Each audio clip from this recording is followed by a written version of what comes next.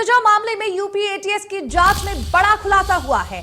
मुर्तजा जिहादी app design कर रहा था। आतंकियों के कहने पर JIRIMA नाम का ऐप बना रहा था। जरीमा का अरबी अनुवाद जुल्म होता है। जिहाद से लोगों को जोड़ने का काम कर रहा था मुर्तजा ने ऐप डेवलपर का कोर्स भी किया था। हनी ट्रैप के साथ शुरू हुआ था मुर्तजा का ISIS कनेक्शन। ISIS के कैंप में फंसी लड़की के नाम पर आई थी एक मेल। मदद के लिए मुर्तजा ने 40,000 रुपए भेज दिए थे। लड़की ने अपनी फोटो भेजकर भारत में मिलने का वादा भी किया था। ईमेल से शुरू हुई मुर्तजा की ISIS में शामिल होने की ये पूरी तैयारी। मुर्तजा ने 3 बार भेजे थे लड़की के बताए बैंक अकाउंट में पैसे। तो इस वक्त की बड़ी जानकारी हम आप तक पहुंचा रहे हैं, किस तरह से एक के बाद एक मुर्तजा एटीएस के सामने खुलासे कर रहा है। मुर्तजा मामले में यूपी एटीएस की जांच में अब एक और बड़ा खुलासा हुआ है।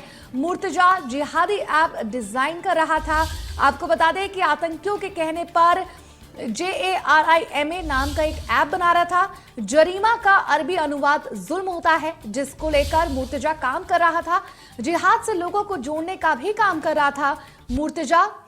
साथ ही आपको बता दें ये सब कुछ मुर्तजा ने एटीएस के सामने कबूलनामा किया है। किस तरह से एटीएस को बताते हुए मुर्तजा ने ये कबूला है कि वह एक ऐप डेवलप कर रहा था।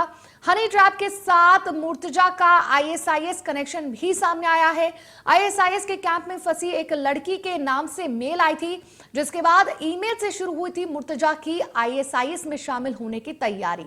मुर्तजा ने लड़की की मदद करने के लिए उसके अकाउंट में 3 बार पैसे भी डाले थे। जिहाद से लोगों को जोड़ने के लिए एक ऐप भी डेवलप कर रहा था। साथ ही आपको बता दें कि मुर्तजा ने ऐप डेवलपर का कोर्स भी किया था, तो उसके लिए ये कार्य काफी आसान था। ISIS के कैंप में एक लड़की फंसी लड़की के नाम पर एक उसके पास मेल भी आया था। ईमेल से मुर्तजा की ISIS में शामिल होने की कड़ी जो है वो जुड़ती गई।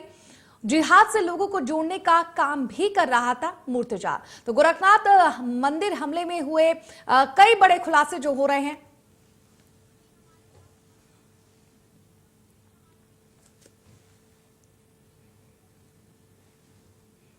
और इस पर ज्यादा जानकारी देने के लिए हमारे साथ हमारे संवाददाता रवि और साथ ही लखनऊ से हमारे साथ जुड़ चुके हैं। आइए उनका रुख करते हैं और जानने की कोशिश करते हैं। रवि और सुशील हमारे साथ दोनों बने हुए हैं। सबसे पहले रवि के पास चलते हैं।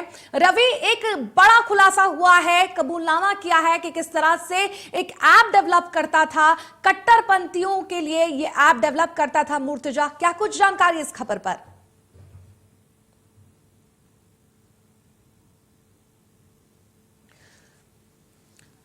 रवि, आपको अपना वीडियो अनम्यूट करना पड़ेगा। रवि जी, आपकी आवाज आ रही है।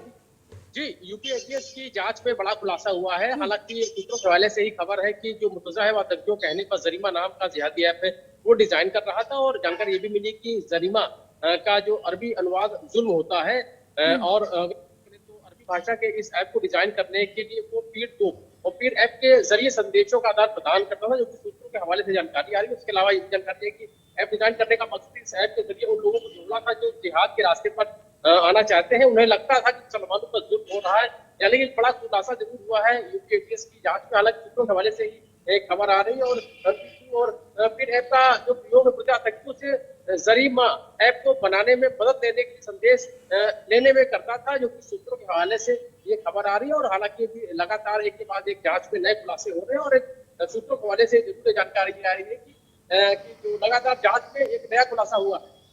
जी रवि, आप हमारे साथ बने रहेगा। सुशील भी लगातार बने हुए हैं गोरखपुर से हमारे साथ।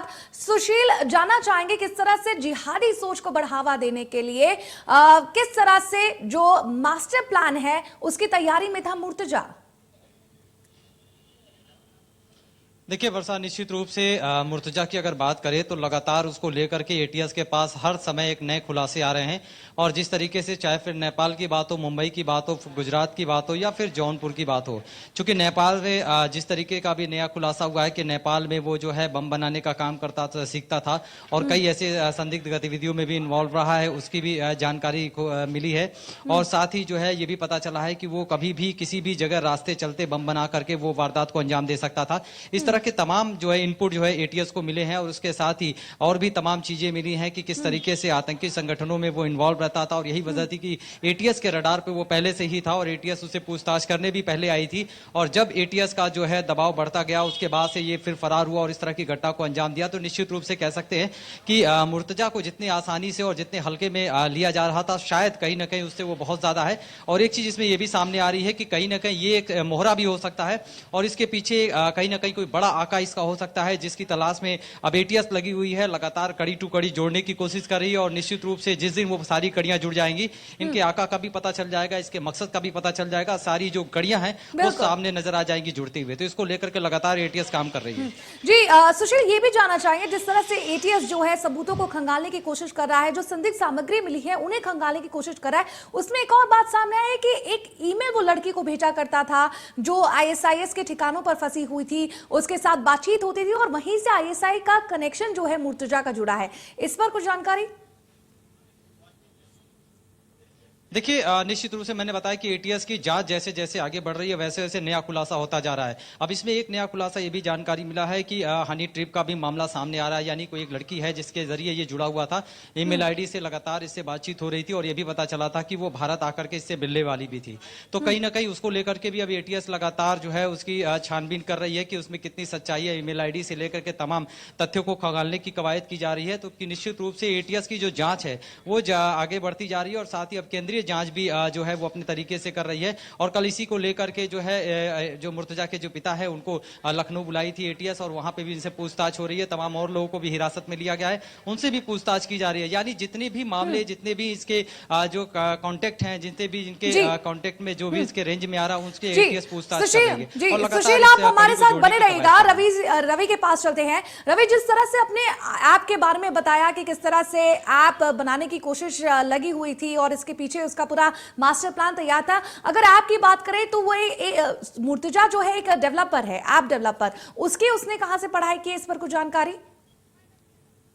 देखिए, लगातार तो जांच चल रही है और जांच में कुछ नया खुलासा हो रहा है। अगर इस ऐप की बात करें, जरिमा का अरबी अनुवाद जुल्म होता है और अगर बात करें तो जरिमा नाम का जिहादी ऐप डिजाइन कर रहा था मुर्तजा। आतंकियों कहने पर ये जो ऐप है इसको डिजाइन कर रहा था, जो हवाले से एक खबर आई है। और बता दें कि आपको पहले भी आतंकी दो पीर ऐप का प्रयोग अपने संदेश को भेजने में करते रहे हैं और साफ तौर पर ऐसी जानकारी है इस मामले में भी सामने आ रही है। हालांकि अभी पूरा मामला जांच के बाद बहुत सारी चीजें सामने आने की उम्मीद है, लेकिन जिस तरीके से जांच आगे चल रही, तमाम सारे एंगल है वो एंगलों को ध्यान में रखते हुए जो जांच की जा रही है। जांच कई सारे नए खुलासे हैं वो हो रहे हैं और कई सारे लोग हैं वो भी एक के बाद एक हिरासत में ले गए। तकरीबन 1 दर्जन के आसपास ऐसे लोग हैं जिनको संदेह के आधार पर हिरासत में लिया गया, उनको पूछताछ की जा रही है। जो व्हाट्सएप ग्रुप की बात करें, व्हाट्सएप ग्रुप में तकरीबन 200 लोग जुड़े हुए थे, उन पे भी नजर है कि कौन कौन इस ग्रुप में एक्टिव था, काम होता था और मंशा रही है। अगर बात करें तो जो मुर्तजा का जो पूरा ये